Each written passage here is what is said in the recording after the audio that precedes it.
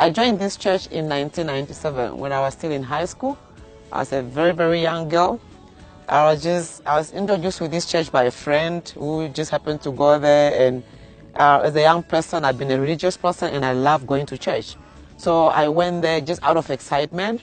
So when I've been in that church, I stayed there until I completed my high school and until I went to university and I grew up to be an adult.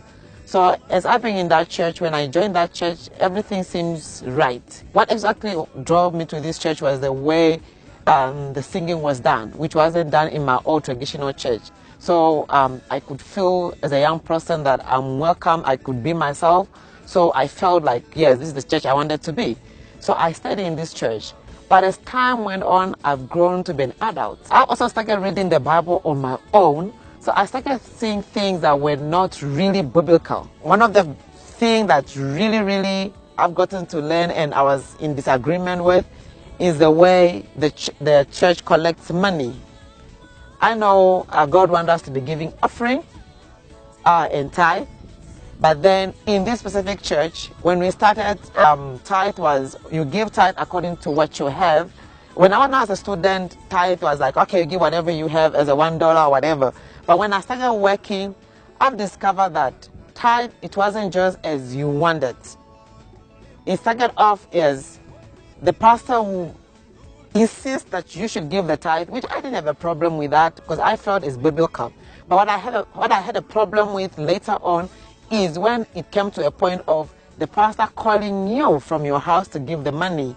And when you are giving the money, you are told you must write your name on the envelope and the pastor should see your record. So if this month you give a certain amount of money, like a bigger amount, and the next month to give a smaller amount, the pastor will come and ask you what is happening. It wasn't just tithe anymore, it was now, I should give the money.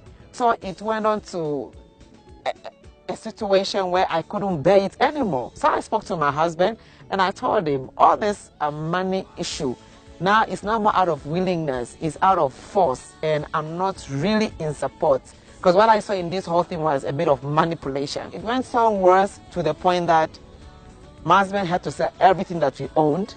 He wanted to satisfy the pastor to the point that our children have to suffer and life was never improving for us, or it was decreasing for us. My husband tells me, you are cursed by the pastor. Even the children, they could see what their father was doing. So it's not just to say it's the mother who could see this, but it went to the point the children said, Mommy, it's okay, let's move, leave him, we will move on with life, let daddy be. Concerning my husband, it went to a point of he doesn't even communicate with us, neither myself or the children.